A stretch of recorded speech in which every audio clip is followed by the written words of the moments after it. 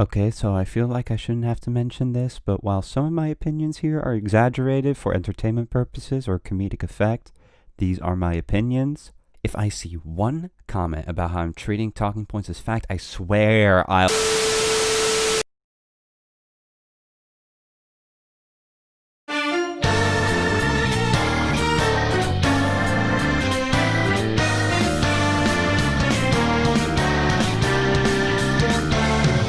Really, I have been putting off making this video for the longest time.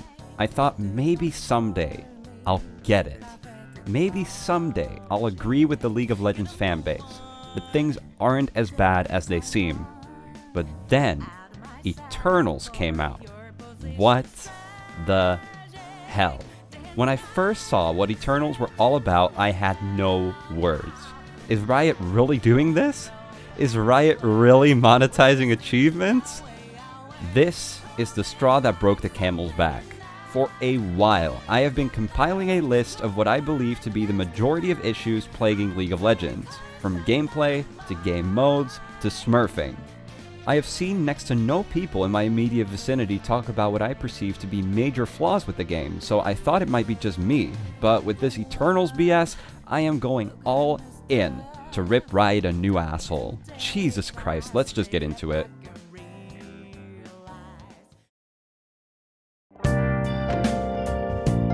The good. Okay, so, to pretend like I have some semblance of nuance in my feelings towards League, I want to be fair and present some things that I like about it. Believe it or not, there is some good, and I want to address this. To start with the strongest point for this game, the character designs are superb across the board. I am only referring to their looks here, their kits are a whole different story entirely. But man, the character designers at Riot are so incredibly talented. There are over 100 playable champions in the game, and yet none of them stand out as bland or bad looking. The designs are unique, and their silhouettes are easily recognizable. The visual effects in-game make it very clear what champion you're dealing with, assuming they don't wear any skins, so I got basically no complaints there. In line with that, the voice acting for the champions is all pretty good as well. I like Volibear. He's a swell bear dude and he flips people under the tower and he munches on them. His voice is also badass and he's just cool. It's a shame they ruined his rework though. Oh, oops, this was supposed to be a good section, right? Either way, he's my favorite champion to come back to until the sad day where they kill him forever, which will either happen soon or has already happened. I cry. Let's see, ARAM is also an alright game mode, I guess. Yeah, about all I have to say on that one. And that's it. That's all the good things I have to say about League, really.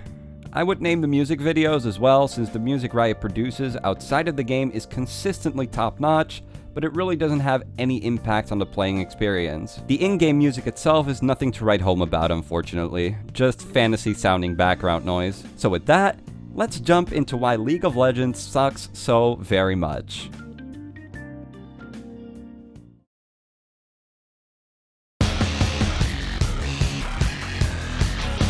Matchmaking, smurfing, and toxicity. Whoo boy, I'm just gonna come out and say it. The matchmaking in League of Legends is absolute shit.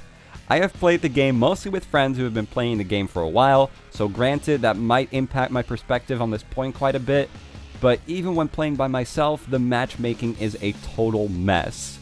I am always fighting people who are above my skill level, or people who are way below. There is rarely a close game. This is in large part due to the enormous amount of smurfs in the game. This is a huge problem. Not only does it completely wreck the matchmaking, it wrecks the games themselves. There are, from what I can come up with, 3 solutions for this. Either scale MMR more drastically when an account is playing its first few games and compensate later, put some kind of restriction in place for newly made accounts and matchmaking to deter new people from smurfing, or make smurfing a bannable offense. Of these 3 options, I am more of a fan of the latter. Smurfs are fun for themselves, and maybe the team they happen to be on, but everyone else suffers for it. And when they suffer, they are more likely to participate in League's most notorious feature, toxicity.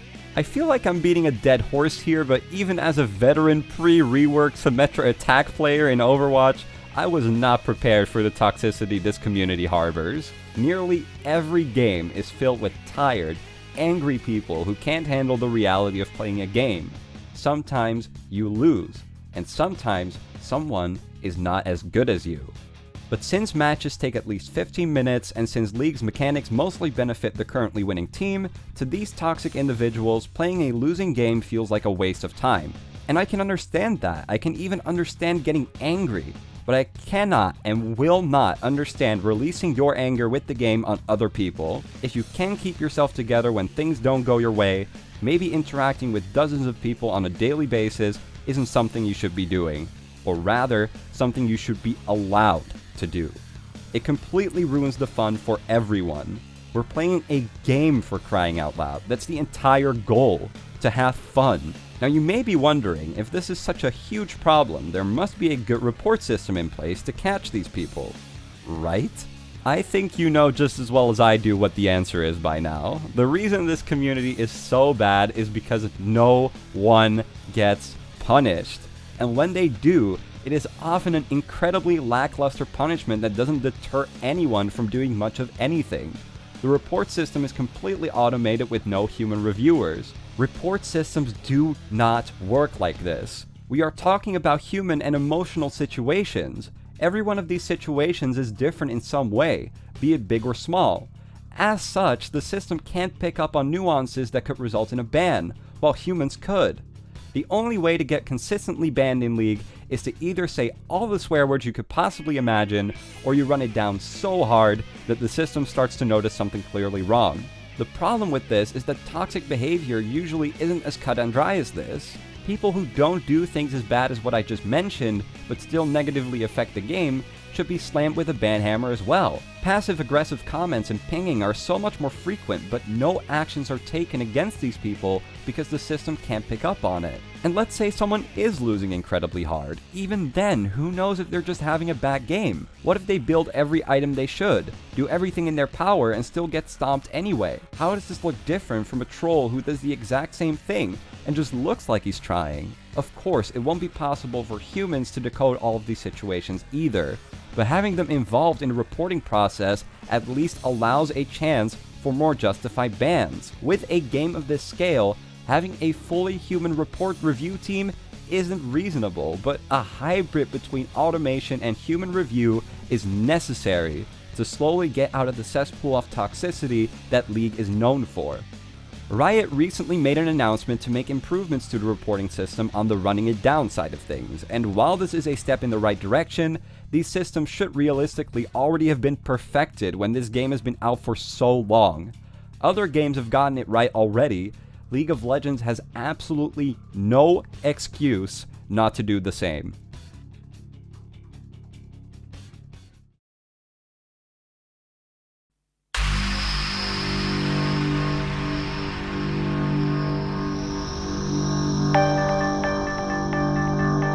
Eternals. Okay, you saw this coming. Screw Eternals. I don't think I need to explain why monetizing achievements is ridiculous. I think TB Skyen said it best in his video.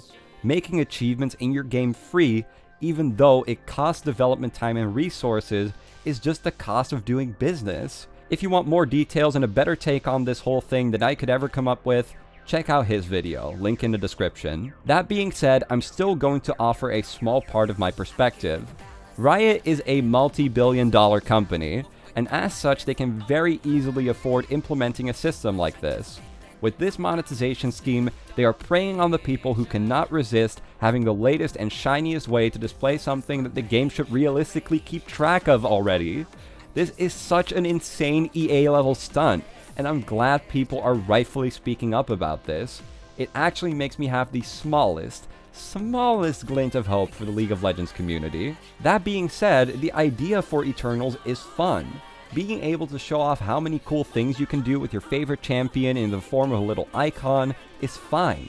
The execution is just beyond flawed. The fact that you have to earn or buy them makes Riot seem incredibly out of touch with the current gaming landscape at best, and a terrible company that hates its customers at worst. On top of that, the Eternals you can earn with Blue Essence are the most generic ones that don't give you any sort of insights as to how you play your champion. Honestly, I'm scared of how successful this will actually end up being. I couldn't find any numbers, but I can imagine plenty of people falling for this. If you were thinking of getting an Eternal for your favorite champion, I beg of you, please don't.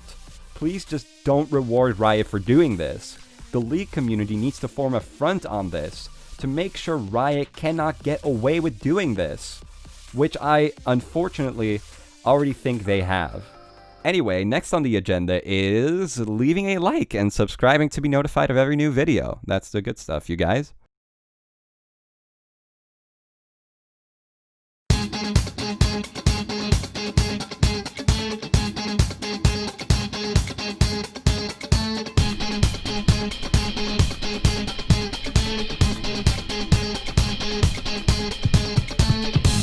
Game balance. I was originally going to go more in depth in this section than I actually ended up doing in the draft of the script that I'm reading from right now. Frankly, I wanted to make the points fit more of an analytical perspective, but I don't think I'm cut out to do so in this case. I am simply not of a high enough skill level with League to where I can solidly grasp where the balance of it goes wrong. What I can do is make more general observations about my experiences with the game balancing and what I think about it, much like the other parts of this video. So, what do I think about the balancing? Well, this might come as a shock to you, but it's not great. How about that? First off, the champions. Jesus Christ, I don't think I've ever wanted to yell at a game this much in my entire life. There are so many champions that are just excruciating to fight. Abilities that are designed to just be the most obnoxious shit to deal with. So many champions with tons of dashes, dumb passives, or insane stats. At least once, almost every game, I've had the thought, screw this. No wonder this community is so toxic. Also, I said I wasn't going too deep into this, but one champion I want to quickly highlight is Illaoi. Illaoi is a badly designed champion. Let me paint a scenario for you. Say you're fighting Illaoi in the top lane. You're playing a tank, you're getting your CS, things are going well. You decide that since Illaoi is on the low side of her health, you go after her once she grabs a minion close to you. Now that's where you're thinking wrong, buddy. You don't just go after Illaoi. What are you, stupid? Because this character is very cool and obviously very well made, after you get your first ability out, she rips your soul out of you, presses R, and starts to slap you into submission. Because Illaoi has Conqueror, or maybe Lifesteal, she heals back up and leaves you at a massive disadvantage. Now, you have two options. You either try to fight her and die, or you try to walk away, get slowed because your soul re-entered your body, and she then comes after you for round 2, and you also die. I hate this champion. Her kit is awful, and basically requires her enemy to sit under the turret all game as any aggression is immediately punished. Illaoi might look like a melee champion, but she's more like a ranged champion on a cooldown. She just pulls your soul out of you and she's got free reign over you. A lot of other champions are just as annoying to fight. Yuumi is an insane healer that can be played using literally only your feet. Yeah, people legitimately play this way. Yasuo has an insane amount of dashes that not even the fastest champ could ever hope to escape, along with a knockup and a projectile blocking wall. Teemo makes the entire battlefield more of a minefield. This might be his one trick, but that trick is literally only fun for him and no one else. I liked playing Teemo myself, but when you're fighting him, he's a constant frustration, especially when you're playing a melee character. Those are just a few examples, but something else I've noticed is the straight up power creep this game has. Aphelios and Sett are just two of the new champions that come with insanely complex or powerful kits. Aphelios being more of both, and Sett just being the latter. That makes it so the previously released champions have no hope of keeping up, except for a few outliers obviously. Instead, Riot puts a band-aid over the actual problem by releasing reworks for older champions that wouldn't have needed them if Riot didn't want to stuff every new character to the brim with jank. I'm personally incredibly salty about Volibear's rework, as he feels like a shell of his former self, even though his objective power may have increased. This increased power is in part due to the jank they added to his kit. Now he has a double W, 2 skill shots, one of which is his ultimate, which can also disable towers for a few seconds. Why? Why was this necessary? I think as soon as Volley disappears forever and a hollow clone replaces him, everyone's going to hate it. A tank with a lot of items being able to take hits from towers is fine enough, but potentially every teammate being able to completely annihilate enemies or towers themselves while being in their range with no consequences, that, to me, sounds like an awful time. One other part of the game that seems incredibly unbalanced are the summoner spells. So the game lets you pick from quite a few of them, and that's great. You got a ton of cool ones like Exhaust, Ghost, Heal, Ignite, and oh wait, it's just Flash and something else basically no matter what. Flash is way, and I mean way too good. It is so good that basically every character in the game prefers Flash along with some other spell, most common of which are Teleport, Ignite, and Heal. This might be a controversial take, but either Flash's power needs to be significantly decreased or it should be removed entirely to allow for more spell variety. It's an imbalance people seem to have accepted and one which the game is balanced around, but in my opinion, the game would be better off without it. Like I said, it's an immensely powerful tool that almost guarantees an escape or kill every time it is used. A league where there are many viable spell builds on different characters sounds like it would be way healthier for the game. I'm not getting my hopes up though.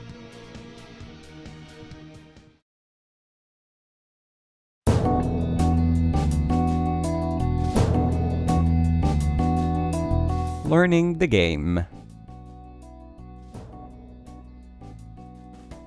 Okay, so learning this game is hard.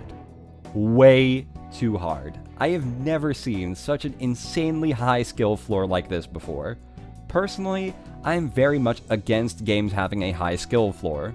If you design a game to be played by tons of people and your players can't get into it because it's way too hard, you've failed as a designer. Simple as that. Your basic concepts should be easy to grasp and should get you a decent start in playing the game. Mastery comes from exploiting the mechanics in creative ways. Okay, hi, editing Dex from the future here. I wanted to add something to this statement because by what I just said, I don't mean hard games are bad. What I mean is that your game shouldn't be hard to get into. I hate to use it as an example, but a hard game like Dark Souls is incredibly easy to get into. The mechanics are all very clear right from the first battle, and the controls take no time at all getting used to. The difficulty comes from learning the patterns of your opponents and how to best exploit them. Same for a game like Cuphead or even other competitive games like Street Fighter or, yeah, I'm really going here, Fortnite. What I think gives League such a high skill floor I'll get into in a sec, but I just wanted to make sure you don't take what I said the wrong way. Regardless, that's all I wanted to say. On with the rest of the video. How can you expect your players to master the mechanics if they don't even know what they are? This is probably one of the biggest problems League faces right now. To be fair, there is a tutorial and it does a good job of explaining the very basics of the game, but a lot of things that come up very often in gameplay go unexplained. For example, it is never explained that you get experience from minions even if you are not the one that killed them. Some abilities can hit enemy towers. How do you ping on the map? How important is the map? What do the various jungle buffs do? Why do you often play characters in certain lanes but not in others? You're all supposed to just know these things or look them up online or learn through experience. But you should be able to read up on all of this. Without looking these things up, they are either unintuitive to learn, boring to learn, or would only be noticed by a handful of hawks through gameplay. While these are still important things to know, the least Riot could do is add more information within the client, or better yet, make more tutorials. Don't even force them, just have them available for the players who want them. The only thing that kept me playing for longer than a single game were my friends who were playing with me, and as such I've dabbled in most of the things I mentioned here, but I would hardly call myself confident in my abilities, even after multiple hundreds of hours of playtime. So even for me, it would be greatly appreciated. I haven't even mentioned trying out new champions, which is a whole debacle in and of itself. At the start of the game, you get access to a few of them, along with a weekly rotation of champions that you can try out. So this seems fine on paper, but how are you even supposed to know what champions you like? There are over 100 of them to choose from, so it's an incredibly daunting task to try them all out. Here's where we run into problems. For one, there is no short game mode where you can pick any champ you want and try them out for a quick match to see how you like them. I'm going to get into game modes more in a bit, but let me touch on the surface of them here. You either have ARAM, which is quick, but you get a champion randomly assigned from the ones that are playable for you at that time. Then, there might be a Brawl on rotation, like Earth or Poro King, but these are very different from the main game and don't really feature the actual playstyles of the champions well. So there's that, or you play a full game of Summoner's Rift. At least 15 minutes of playing a character you might not even like. Add on top of that the game being incredibly difficult. So if, as a starting player, you fight someone who is even slightly better than you, or worse, a Smurf, you can't really get a feel for the champ either way, because you'll get stomped and be forced to stay under your tower for the entire match, which you won't really know to do as a new player either, because the game doesn't teach you to do so. And lastly, for the cherry on top, add the toxicity into the mix, and soon you'll have all the ingredients for running away from the game before you've even really started it. Now you could argue that you can try out champions in the practice tool, or you look at their abilities in the client to see if they might be your speed. But more often than not, both of these don't give you any idea of what it's like to play an actual match with the champion in question. You could also say, well, play against bots, but that doesn't alleviate the problem of being stuck with a champion for at best 15 minutes and around 40 to 50 minutes at worst. It also doesn't give a realistic portrayal of the opponents you'll be facing. On top of that, there's also no way of trying out champions you don't own outside of the weekly rotation. Well, except for renting them by spending the resources you use to buy them. You can't even try unowned champions in the practice tool. This makes finding the right champion for you all the more painful.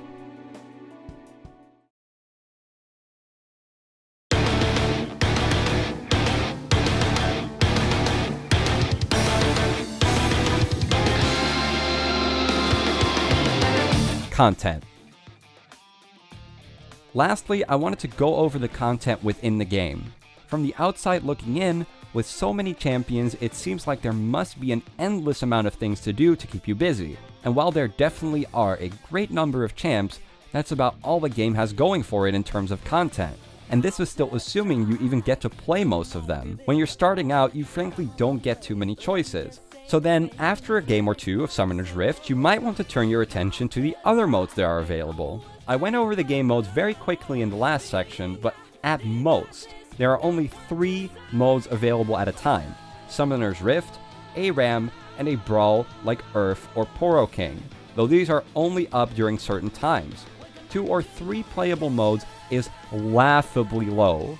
There is no dimension in which you can convince me that this is somehow okay. Oh, and that hypothetical short game mode where you could try out new champions that I just mentioned, well, it used to exist, and it was called Twisted Treeline, an overall much shorter, unique 3-on-3 game mode that was fun and low pressure for when Summoner's Rift becomes too much. But Riot decided to entirely remove this game mode, yet provides no new worthwhile content to make up for it. All we ever get is paid battle passes and skins, skins, skins. The common argument that has been made by players as well as Riot themselves is that these modes aren't being played as much as the other modes, so they take meaningful development time away from parts of the game that could benefit from it much more. But the thing is, they shouldn't have to. In case you forgot, Riot is not an indie studio. Riot is a multi-billion-dollar company. They have more resources than we could ever comprehend having access to. So we should be able to expect, at the very least, 8 game modes playable at all times with 4 different maps overall. Not all game modes need to have different maps, just different modifiers that shake up the gameplay in a meaningful way. Something like Earth, and 1 or 2 modes that are something totally unique like ARAM. Riot can easily do this, but instead they strip the game down as much as possible, holding hollow events that don't add much of anything and pass it off as new content.